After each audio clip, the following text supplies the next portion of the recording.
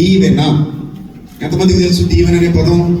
దీవెన అంటే ఆడపిల్ల పేరు కాదు, దేవుని దీవెన.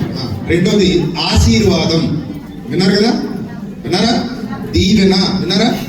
ఆశీర్వాదం విన్నారా?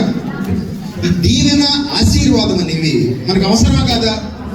చాలా అవసరం, చాలా అవసరం. అయితే వాటిని అర్థం చేసుకుంటే మనం విశ్వాస జీవితంలో సక్సెస్ అయిపోయినట్టే.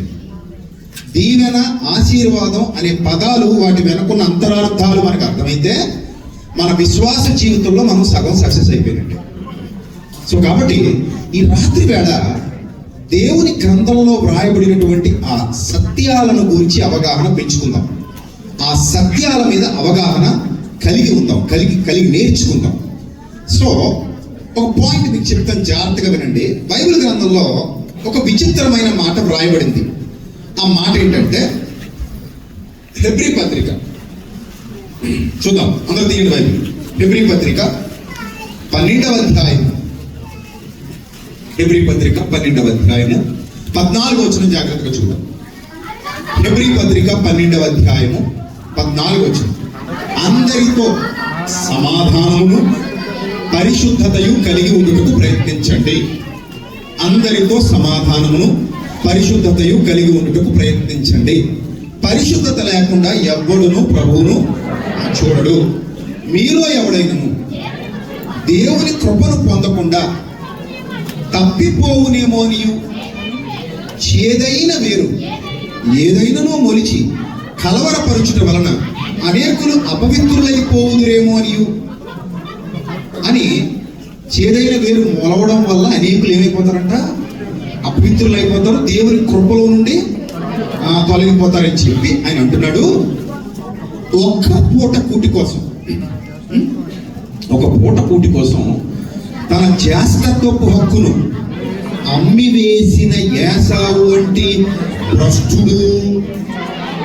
వ్యభిచారి. ఏసావు ఎక్కడ వ్యభిచారం చేశాడా?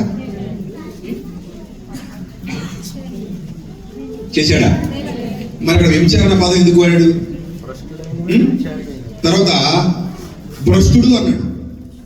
జ్యేష్ఠత్వపు హక్కును అమ్మివేసిన భ్రష్టుడు అన్నాడు. ఏమండి?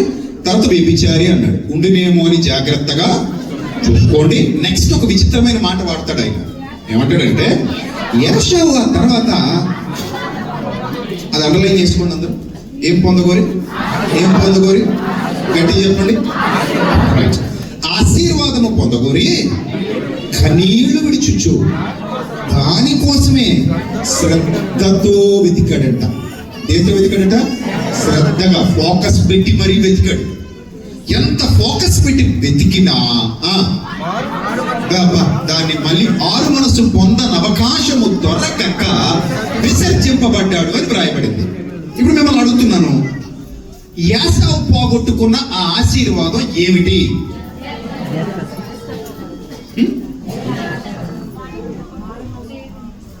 ఏసావు ఆశీర్వాదం పొందాడా?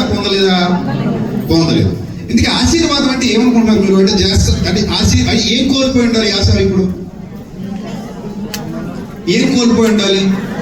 ఏం కోల్పోయాడో మన నోటితో కాదు, బైబిల్ గ్రంథంలో చూద్దాం. ఫస్ట్ ఏం కోల్పోయాడో బైబిల్ గ్రంథంలో చూద్దాం.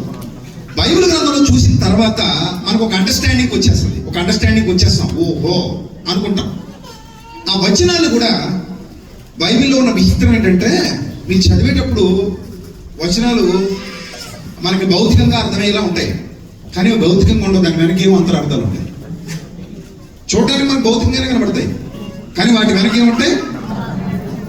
లోతైన అంతరార్థాలు ఉంటాయి. ఒకసారి మనం దైవ గ్రంథాన్ని చూద్దాం, అందరూ కూడా బైబిల్ తెచ్చి. ఇప్పుడు ఏదో కోల్పోయాడన్న విషయం మనకు అర్థమైందిగా. ఇక్కడ ఏదో కోల్పోయాడన్న విషయం మనకు అర్థమైంది. చూద్దాం. ఆదికాండం 27వ అధ్యాయం. అందరూ 25.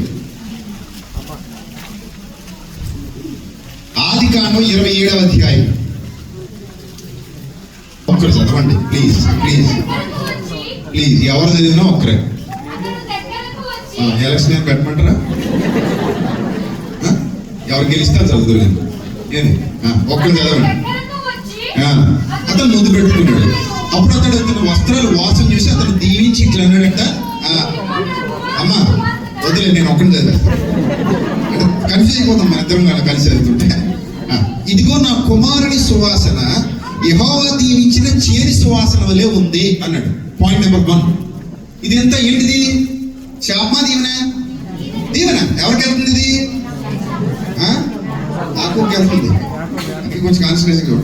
నెక్స్ట్, ఆకాశపు మంచు, భూమి యొక్క సారం, విస్తారమైన ధాన్యం, ద్రాక్షారసం దేవుడు నీకు అనుగ్రహించును కాక. గుర్తుపెట్టుకోండి, మీరు ఆమె అనకండి, మీకు కదండి ఆయనకి. మీరేమో కంగారు పడిపోయి అబ్రబాబు నాగే అనకండి, ఎవరిది వాళ్ళు తీసుకోవాలి. నెక్స్ట్, జనములు నీకు దాసులవుదురు. నెక్స్ట్, జనములు నీకు సాగిలు పడుదురు. నెక్స్ట్, నీ బంధు జనులకు నీవు ఏలికవయుదువు. నెక్స్ట్, నీ తల్లి పుత్రులు నీకు సాగిలు పడుదురు.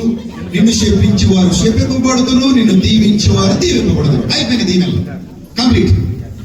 ఏదైతే యాకోబు పాపం వాళ్ళ అన్నలాగా డ్రెస్ చేసుకుని వాళ్ళ అమ్మగారు మాటలు విని చక్కగా తండ్రి దగ్గరికి వెళ్ళి తండ్రికి ఆ వేట భోజనం పెట్టేసి నన్ను దీవించేయమంటే ఏదైతే వాసన చూసి దీవించేశాడో, దీవెనలు అయిపోయి కొనియా అయిపోయి అంట మొత్తం ఇచ్చాడట. అందుకే దీవెనలు అంటే ఏంటి? అంతే కదా. ఇప్పుడు మళ్ళీ ఇవే డైలాగులు యాసవ దగ్గర కూడా చెప్పించుగా. అంటే ఇది ఇక్కడ ఇస్సాకు గారి ఇంటెన్షన్ కాదు. ఇది పలుకుతున్నది ఇస్సాకు స్వచిత్వంతో పలకట్లా. దీని వెనక పరిశుద్ధాత్ముని ప్రేరణ ఉంది. అంటే ఇప్పుడు ఇస్సాకు పలుకుతున్నది ఏ ప్రేరణతో పలుకుతున్నాడు? ప్రవక్త. ఇస్సాకు కూడా ప్రవక్త, పరిశుద్ధాత్మ ప్రేరణతో పలుకుతున్నాడు. ఇస్సాకు కేవలం ఒక శరీరం, కానీ ఆయన వెనకుండి మాట్లాడుతున్నది ఎవరు? పరిశుద్ధాత్ముడు. కనుక రెండోసారి మళ్ళీ ఆ పదాలు పలకడానికి వీలు లేదు. నిర్ణయం అయిపోయింది. నిర్ణయం ఎవరిదంటే దేవుడిది. సో కాబట్టి దీవెన అయిపోయిందంట, ఆశీర్వాదం అయిపోయింది, ఆశీర్వదించేసాడు. నెక్స్ట్ ఏం జరిగింది చూడండి. ఇస్సాకు యాకోబును దీవించుట అయిన తర్వాత యాకోబు తన తండ్రిని ఇస్సాకు ఎదుగుతున్నాడు బయలుదేరి వెళ్ళి తక్షణమే అతని సహోదరుడైన యాసావు వేటాడి వచ్చాడు. అతడు రుచిగల భోజ్యంలోను సిద్ధపరిచి తన తండ్రి వద్దకు తెచ్చి, నా తండ్రి, నన్ను దీవించినట్లు లేచి నీ కుమారుడు వేటాడి తెచ్చిన దాన్ని తినమని తన తండ్రితో అన్నాడు. అతని తండ్రిని ఇస్సాకు నువ్వెవరైనా అతను అడిగాడట. తెలియదు పాపం, ముసలుడు అయిపోయాడు కదా. అప్పుడు చూడండి, నేను నీ కుమారుడును యాసావు నీ జ్యేష్ఠ కుమారుడు అనగా ఇస్సాకు నిక్కుటముగా గడగడగడ వణుకుచు, అట్లయితే వేటాడి తెచ్చిన ఈ మాంసం తెచ్చింది ఎవరినైనా నువ్వు రాకమునుపు నేను అన్నింటి తినేసాను, నేను నిజంగా దీవించేశాను. అతడు దీవింపబడిన వాడే, ఇంకా దాన్ని వెనక్కి తీసుకోలేని ఇచ్చేసాను, మాట ఇచ్చాను. దేవుని వాక్కు పేరిట, దేవుని నామం పేరిట నేను ఇచ్చేసాను, ఇంక వెనక్కి తీసుకోవడానికి వీలు పడదు. నెక్స్ట్, ఏసావు తన తండ్రి మాటలు విన్నప్పుడు దుఃఖాక్రాంతుడై పెద్ద కేక వేసి, ఓ నా తండ్రి, నన్నులో దీవించమని తన తండ్రితో చెప్పాను. అతడు నీ సహోదరుడు కపటోపాయంతో వచ్చి నీకు రావాల్సిన దీవెన తీసిపోయాడు. ఏసావు యాకోబు పేరు అతనికి సరిగానే చెల్లింది. అతడు నన్ను 2 సార్లు మోసపుచ్చాడు, నా జ్యేష్ఠత్వం తీసుకున్నాడు. ఇదిగో ఇప్పుడు వచ్చి నాకు రావాల్సిన దీవెన కూడా తీసేసుకున్నాడు. నా కొరకు మరి ఏ దీవెన మిగిల్చి ఉంచలేదా అన్నాడంట. తండ్రి, నాకు ఇంక దీవెనలు లేవా? అయిపోయినా? ఒకసారైనా సింగిల్ టైమా? ఇక రెండోసారి మళ్ళీ సీఎం చెప్పడానికి కుదరదా? రెండోసారి సీఎం దీవెనలు ఇవ్వడానికి కుదరదా అంటే, ఇంక లేదు నాయన, ఒకసారే అయిపోయింది అది, ఇంక నీకు దీవెనలు ఏవి లేవు, ఇంక నీకు ఆశీర్వాదాలు ఏవి లేవు. అంటే దేవుని వద్ద నుండి నీకు దాచబడినవి లేవు, దేవుడు నీకు చేసే వాగ్దానాలు ఏవి ఇంకా లేవు. సో ఇంకా నా దగ్గర ఏమి లేవు నాన్న, నా చేతుల్లో ఏమీ లేదు, అంతా ఆయనదే. ఆయన చెప్తే నేను చెప్పాలి, ఆయన ఇమ్మంటే నేను ఇవ్వాలి. సో కాబట్టి నా చేతులు ఇంకేమీ లేవు అని చెప్పేశాడు.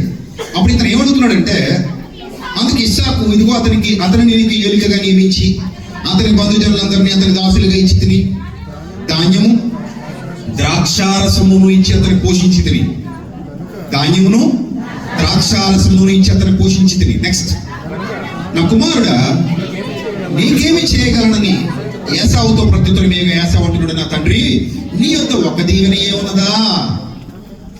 చూసారుగా, నేను చెప్పానుగా, నీ దగ్గర ఒకటే ఉందా, ఇంక లేవా? ఇంకోటి ఏదైనా ఉంటే చూడు తండ్రి, నన్ను కూడా దీవించి తండ్రి అని చెప్పి ఏసావు ఎలుగెత్తి అడవగా శ్రద్ధగా వెతుకుతున్నాడు. ఎలా వెతుకుతున్నాడు? దానికోసము శ్రద్ధగా వెతికినను అతడుకు మారు మనస్సు నొంద అవకాశము దొరకక విసర్జింపబడ్డాడు. ఇవ్వాలని ఇస్సాకుకు ఉంది, కానీ ఇవ్వాలని ఎవరికి లేదు? దేవుడికి లేదు. ఉంటే ఇస్సాకు ఇస్తాడు ఇక్కడ, అయ్యో పుత్ర ప్రేమ ఇచ్చేస్తాడు. ఇస్సాకు ఏమైనా ఇచ్చేస్తాడు, దేవుడు ఇవ్వాలి, దేవుడు ఇవ్వట్లేదు. ఇస్సాకు ఇవ్వాలని అనుకుంటున్నాడు, కానీ దేవుడు మాత్రం ఇవ్వడానికి సిద్ధంగా లేడు. ఇస్సాకు నోటి వెంట అది పలకట్లేదు. ఇప్పుడు కూడా దేవుడు తన ఎంత గొప్ప ప్రవక్త అయినా, వాళ్ళ నకిలీ ప్రవక్త అయినా సరే, బాలాకు ఉన్నాడు. బాలాకు మంచి ప్రవక్తే, కానీ తర్వాత ఎలా మారిపోయాడు? బిలాము. బాలాకు చేసిన మోసానికి బలైపోయాడు బిలాము. మంచి ప్రవక్తే, కానీ చెడు ప్రవక్తగా మారిపోయాడు. ఈ బిలాము నోటితో శపించాలని వచ్చాడు, కానీ అతను నోట్లోంచి ఏమొస్తున్నాయి? దీవెనలు వస్తున్నాయి. శాపమే పెడదామని ఇంటెన్షన్తో వచ్చాడు, కానీ శాపం బయటికి రావట్లా. ఏమొస్తుంది? దీవెన వచ్చేస్తుంది బయటికి. ఇశ్రాయేలీని శపించడానికి వస్తే ఇశ్రాయేలీని దీవిస్తున్నాడు. నా చేతిలో ఏమీ లేదు, నేను అనుకుంటున్నాను, కానీ అది నా నోట్లోంచి రావట్లేదు అన్నాడు. ఇన్ ద సేమ్ సెన్స్ ఇస్సాకు తనంతట తానుగా యాశావుని ఏం చేయలేడు? దీవించలేడు. దేవుడు అనుమతిస్తే తప్ప. ఇప్పుడు మరి ఏమున్నాయి నీ దగ్గర అని అడిగితే, అతని తండ్రి ఇస్సాకు నన్ను కూడా దీవించమని అడవగా అతని తండ్రిని ఇస్సాకు అన్నాడంటే, నాయన నా దీవెన లేదు, కానీ ఒకటైతే ఉంది. ఏముంది? శాపం ఉంది. ఆ శాపం ఎలా ఉంది? చదవండి. ఇప్పుడు 39-40 వచ్చినారు. జాగ్రత్తగా అండర్లైన్ చేసుకోవాలి, చాలా ఇంపార్టెంట్. మొత్తం కిటికంతా ఇక్కడే ఉంది, మొత్తం సందర్భం అంతా ఇక్కడే దాచబడింది. ఏముంది? చదవండి అక్కడ. నీ నివాసం, నీకు భూసారం ఉండదు, అంటే ఎండిపోయి ఉంటుంది. భూసారము లేక. ఆ పైన యాకోబు దీవెనలతో దీన్ని పోల్చి చూసుకోండి, రెండు క్వైట్ ఆపోజిట్. ఈ నివాసము భూసారము లేకయు, పైనుండి పడు ఆకాశపు మంచు లేకయు ఉండును. నీవు కత్తి చేత బతకాలి.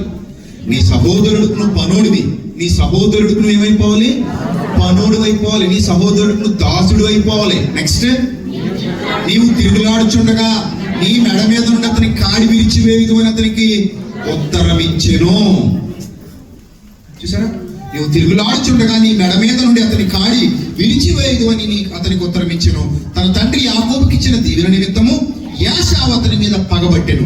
మరియు యాశావు నా తండ్రిని గురించిన దుఃఖదినములు సమీపముగా ఉన్నవి, అప్పుడు నా తమ్ముడైన యాకోబును చంపెదను అనుకొనెను. ఇది ఓవరాల్ గా హిస్టరీ, జరిగిపోయినటువంటి చరిత్ర. ఇప్పుడు చెప్పండి, యాశావు ఏమయ్యాడు? శపించబడ్డాడు. యాకోబు ఏమయ్యాడు? దీవించబడ్డాడు. యాకోబుకి ఏముంది? ఆశీర్వాదం ఉంది. యాశావుకి ఏముంది? శాపం ఉంది. క్లియర్? ఇప్పుడు చెప్పండి, యాశావుకున్న ఆ దరిద్రం ఏంటి? ఆశీర్వాదం లేదుగా. అప్పుడు ఏంటి అతని పరిస్థితి ఎలా ఉంటది? తినడానికి తిండి ఉంటుందా? కట్టుకోవడానికి బట్ట ఉంటుందా? ఉండడానికి ఇల్లు ఉంటుందా? ఆస్తులు అంతస్తులు ఉంటాయా? ఇంతకీ ఇవన్నీ ఆశీర్వాదాలే కావా? అవే కదా ఆశీర్వాదాలు అంటే, అంతేనా? అయ్యే కదమ్మా. మరి ఇంకేంటి? డబ్బులు ఆశీర్వాదం, వెండి బంగారం ఆశీర్వాదం, పెద్ద పెద్ద బిల్డింగ్లు, లచ్చ బిల్డింగ్లు ఉంటే ఆశీర్వాదం. ఒంటి నిండా దిగబోసేసుకుని అలా తిరుగుతుంటే జాతరలకు వెళ్ళినట్టు ఆశీర్వాదం. సన్నపు నార వస్త్రాలు ఫుల్గా ధరించి తిరుగుతుంటే ఆశీర్వాదం. పెద్ద పెద్ద కారులు వెళ్తే ఆశీర్వాదం. భారతదేశంలో వాళ్ళు ఉన్నారు కదా పెద్దోళ్ళు, వేరే ముంబైలో ఉంటారు. అలా ఉంటే ఆశీర్వాదం. పెళ్లికో 2-3 కోట్లు ఖర్చు పెడితే ఆశీర్వాదం. అంతేనా? మరి ఇప్పుడు ఈ ఆశీర్వాదాలన్నీ అసలున్నాయా? లేవు. ఉన్నాయా? గట్టి చెప్పండి. అంతే, ఇక గట్టి చెప్పండి. సూపర్. మీరు అలాగే నిలబడండి. పక్కకి తప్పుకున్నారా తను ఏంటో చెప్తున్నాను. మాట అంటే మాటే. ఏంటది? మాట అంటే మాటే. మరి ఉన్నాయా యాసవకి? అని లేవు చెప్పారు మీరు. అంతే. ఇంకా ఒకసారి, రెండోసారి, మూడోసారి పాడుకొడేసాం. ఏంటి? లేవు. అయితే ఇక్కడ పాయింట్ ఏంటంటే, ఇప్పుడు హెబ్రీ పత్రిక వెళ్దాం. మొత్తం చదివేశాం కదా. దీవెనలు చదివేశాం, శాపాలు చదివేశాం. దీవెనలు చదివేశాం, శాపాలు చదివేశాం. ఆశీర్వాదాలు చదివేశాం, శాపాలు చదివేశాం. ఇప్పుడు హెబ్రీ పత్రిక వెళ్దాం. 12వ అధ్యాయం చదవండి. అందరూ తీయండి. ఏశావు ఆ తర్వాత ఆశీర్వాదము పొందగోరి కన్నీళ్లు విడుచుచు, కన్నీటి ప్రార్థన, ఏడుస్తున్నాడంట. కన్నీళ్లు విడుచుచు దాని కోసము శ్రద్ధతో వెతికినము మారు మనసు పొందన అవకాశము దొరకక విసర్జింపబడినని మీరు ఎరుగుదురు అన్నాడు. అంటే ఇక్కడ మనం చదువుకున్నప్పుడు మనకి నీకు నిలవడానికి నివాసం ఉండదు, నీ బతుకంతా కుక్కలు చెప్పినా విస్తరాగా అయిపోద్ది. ఇవన్నీ మాటలు ఫిజికల్ గా తీసుకుంటాం మనం, యాక్చువల్లీ ఫిజికల్ గా తీసుకుంటాం. ఇంకో విషయం చూపిస్తాను మీకు. ఆదికాండం ఫిజికల్ గా తీసుకునే దానికి మీకు అర్థం అవ్వడానికి చెప్తున్నాను ఇవన్నీ. ఆదికాండం 4వ అధ్యాయం, ఆదికాండం 4వ అధ్యాయం 10వ వచనం. ఆదికాండం 4వ అధ్యాయం 10వ వచనం.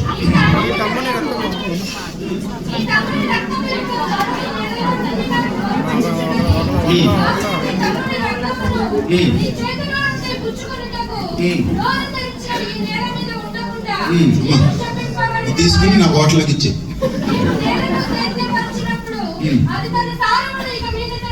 అక్కడ ఆగండి, ఒకసారి ఆగండి. నీవు నేలను చేతపరిచినప్పుడు అది తన సారమునిక మీద నీకు ఇయ్యదు. అది తన సారమునిక మీద నీకు ఇయ్యదు అంటే అర్థం ఏంటి? నీకు పంటలు పండుతాయినా పండవనా? పండవనే కదా. నీకు రెండో చదవండి. నీవు భూమి మీద ఏం పడతావు? చాలు. నీవు భూమి మీద దిగులు పడుచు దేశ దిమ్మరిపై ఉంటావు. నెక్స్ట్. అందుకు కయ్యను, అయ్య బాబోయ్, నా దాసు శిక్ష నేను భరింపలేనంత గొప్పది. నేడు ఈ ప్రదేశం నుండి నన్ను వెళ్ళగొట్టావు. నీ సన్నిధికి రాకుండా వెలువేయబడి దిగులు పడుచు భూమి మీద దేశ దిమ్మరినై ముందును కావు నన్ను కనుక్కున్న వాడెవడో వాడు నన్ను చంపునని యెహోవాతో అని. ఇది దీవెన శాపమా? చెప్పండి, దీవెన శాపమా? శాపమే. నవ్వకండి, శాపమే, పక్కా శాపమే. అయితే ఇక్కడ శాపంలో ఏమున్నాయి కనబడుతుంది? నేల చేతి పరిచినప్పుడు నీకు సారం ఇవ్వదు. యాసావు కూడా ఏమవ్వదు? భూమి సారం ఇవ్వదు. నెక్స్ట్, నువ్వు భూమి మీద దిగులు పడుతూ దేశమరమై ఉంటావు. ఇవన్నీ కూడా శాపాలు. సేమ్ యాసావు కూడా ఇలాంటి శాపాలే కనబడ్డాయి. అంటే నువ్వు అడుగు తినే పరిస్థితికి పోతావు, నువ్వు అట్టడుగు స్థాయికి పోతావు, నువ్వు నీ సహోదరుడికి దాసుడు అయిపోతావు, పనుడు అయిపోతావు, దాసరికం చేసుకుంటూ బతకాలి. నీకంటూ యజమాని అవకాశం లేదు. ఇది నీ బతుకు, కుక్క బతుకు బతుకుతావు నువ్వు అన్నట్టుగా అయిపోయింది పరిస్థితి. ఏమంత తప్పు చేశాడని అంత పెద్ద శిక్ష ఇస్తాడు? ఏమంత పెద్ద తప్పు చేశాడు? మనం యాసవ దగ్గరికి పోదాం, కయ్యని పక్కన పెడదాం. అంటే ఇక్కడ కయ్యని దగ్గర మీకు చూపించింది కేవలం టెక్స్ట్. ఏం చూపించాను? టెక్స్ట్ అంటే ఏంటి? శాపానికి ఏ పదాలు వాడబడ్డాయో అండర్లైన్ చేసుకోండి. నేలను సేద్యపరిచినప్పుడు సారం నీకు ఇవ్వదు.